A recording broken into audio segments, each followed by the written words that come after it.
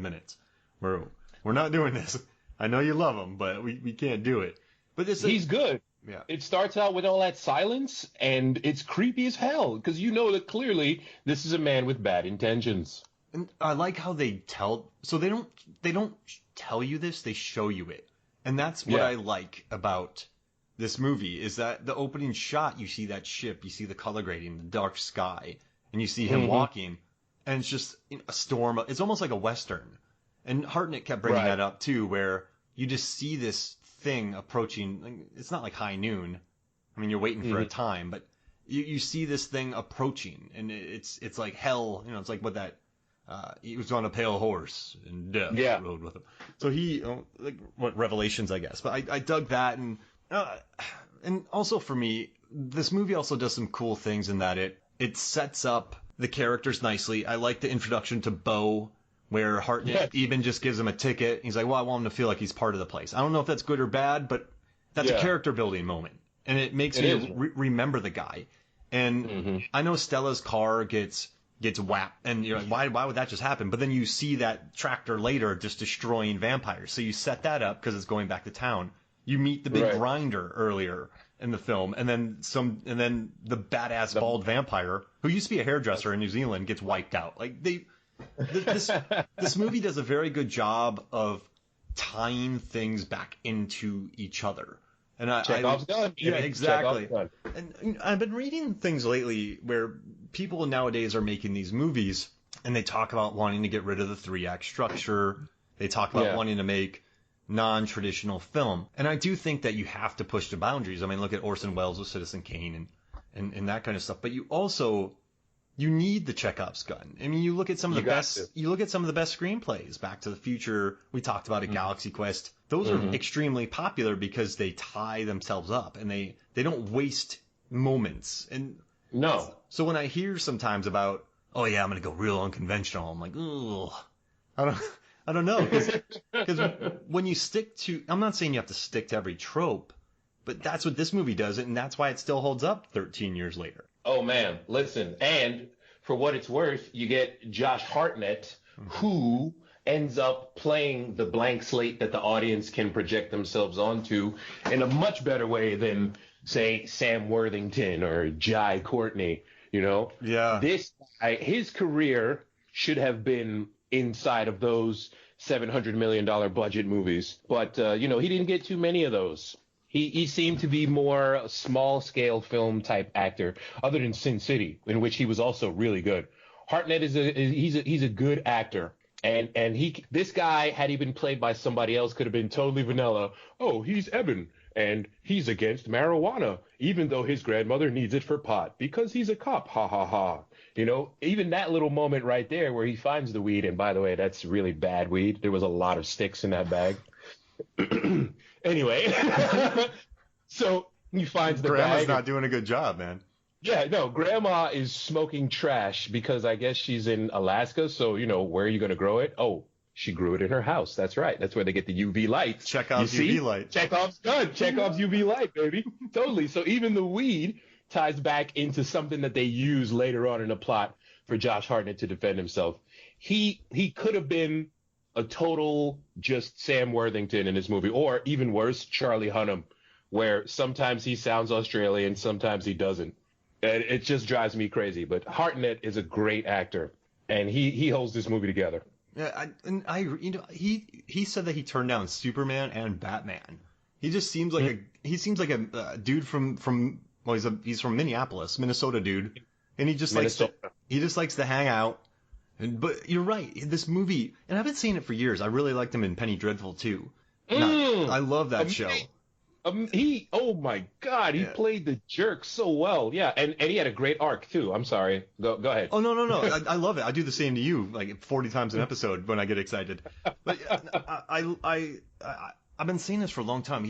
There's like a sensitivity to him, not like a James Dean sensitivity, but he's a big dude who can also be kind of sensitive, but then he can also pull off action. So, I mean, the guy, like Black Hawk Down, like even the scene in The Faculty when he pulls off that thing from the paper chopper and then goes after Stewart, he just seems like a dude who can pull off action. And I liked his size in this. When he gets into that swing set fight with the guy, and it takes him 5 swipes with an axe to chop a dude's head off. That was very refreshing. Yeah, but it was hardcore. Yeah, like when he's up against people, when he's slamming people into a wall, you buy it. And I really like you don't.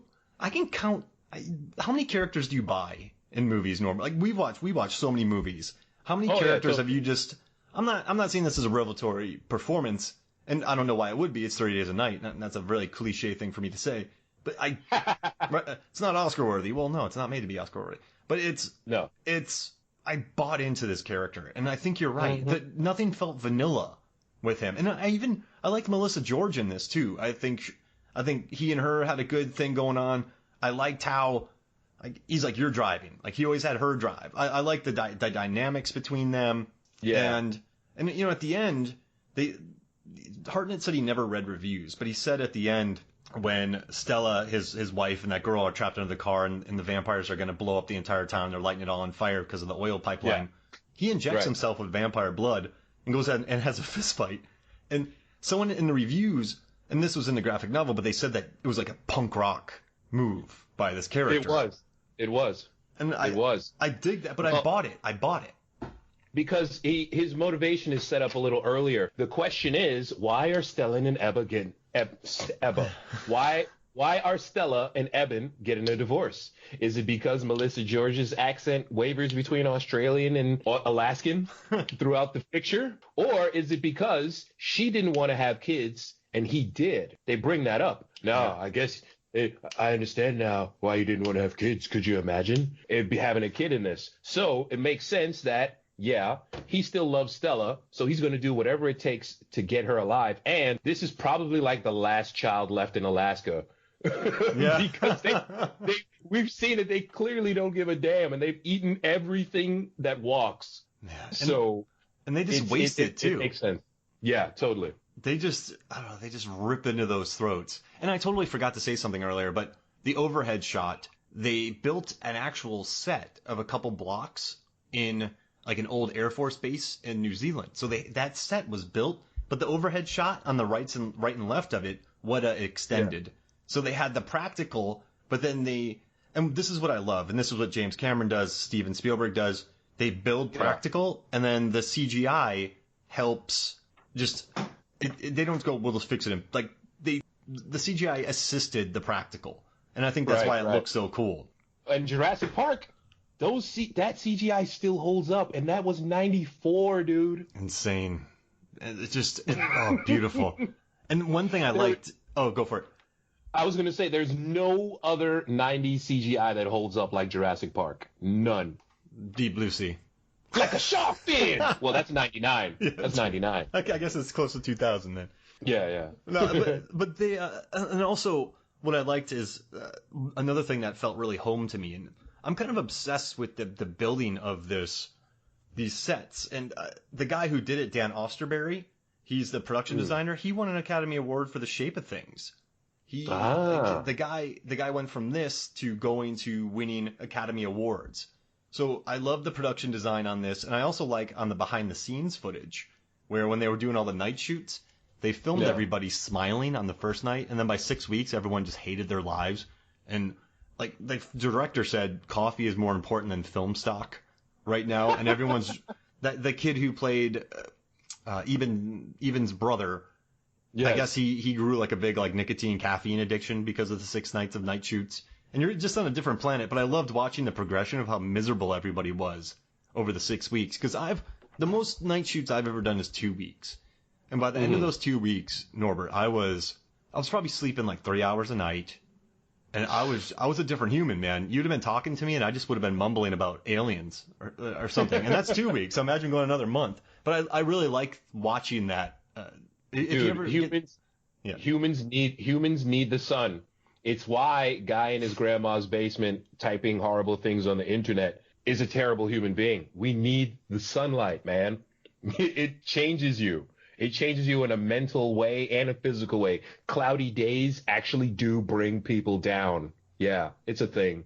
And you're talking about 2 weeks of night shoots. These people 6 weeks, they wake up at night. Like, where's the damn sun? Ah! No way. And this sounds bad, but maybe it's like a perverse type of humor. But when they were all happy the first night, in my head, I'm like, that's not going to last long. I've become clearly not. I've become that jaded to where I saw that. I'm like, oh, this is bad. But I mean, I'll go for it. I was going to say, you mentioned his brother, and early on in the movie, when he's all bright-eyed and bushy-tailed, trying to hide the fact that he smokes his grandma's weed and is a champion at Risk. Did this guy strike you as a potential? He could have been in Jesse Eisenberg. Yeah. Absolutely. I totally. There is a certain type of dude, and he clearly is just, hi, I'm Jesse Eisenberg, but I'm not. Please put me in another movie. Yeah, no, absolutely. They wanted him to be that. Yeah. Oh, I love. Yeah. And also, how many kills do you think are in this movie? I just want to ask you that real quick. Listen to me, man. I'm going to hazard a guess, and then I hope that you come out with one of your excellent articles statistically breaking down how not only did the vampires slaughter an entire town of, say, 250 people, but they clearly did not listen to their leader's directive of do not turn them, take their heads off. Because you got a lot of these things just waking up like, wait, what happened to my leg? Oh, I'm hungry. Vampire Norbert, Oh, I'd be bummed, man. If you just had a scratch on your leg, then you became vamp. Oh man. Now here's the thing. That is one thing that is a little unclear. A dude who was in the Matrix Revolutions, that was running the Utilidor and the Muffin Monster. That little girl, does she bite him or scratch him? Is that how he ends up turning so that he can go see his wife and children? That was a really nice moment, by the way. Great. Like, the supporting characters are so good. I believe she scratched him. Okay. Because I think in this one, in the comic, scratches could turn you.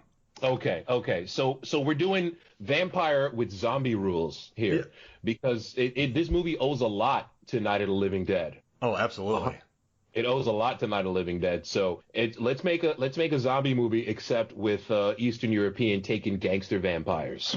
Oh, I love it. And I read a thing about them where they said that they have a shark-like teeth, and I love that explanation. But so in the series they said that it's portrayed as a virus, and it can be spread through scratches, bites, and contact with vampire blood. Yes.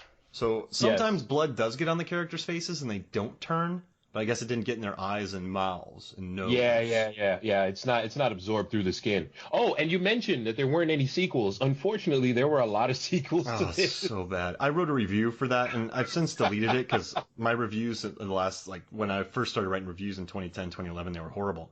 But it was like Dark Days. Oh, that's a bad movie. Oh, it's so bad. And it's bad because, it's not bad because it's the sequel to 30 Days a Night. It's bad because, they have the unnecessary sex scene set to, like, sexy music.